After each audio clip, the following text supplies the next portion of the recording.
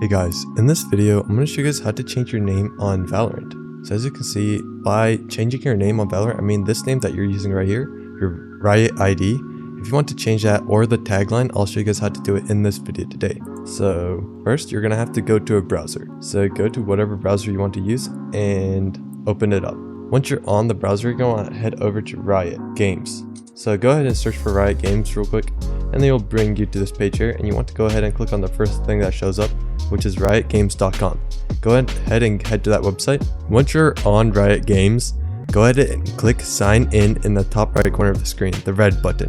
Once you click sign into your account. So I'll do that real quick. Now, once you're signed in, from here, it's going to bring you back to this page. Once you sign in, you're going to want to click on your name in the top right corner of the screen. Then you're going to want to click settings, which is right below your username. Once you click on settings, it's going to bring you here. It might ask you to do a additional verification, so go ahead and do that if they ask you to do it. Once you've done that, it's going to bring you to this page here, and as you can see, it's going to show your Riot ID. Now, if you want to change it, you're just going to want to change the username right here.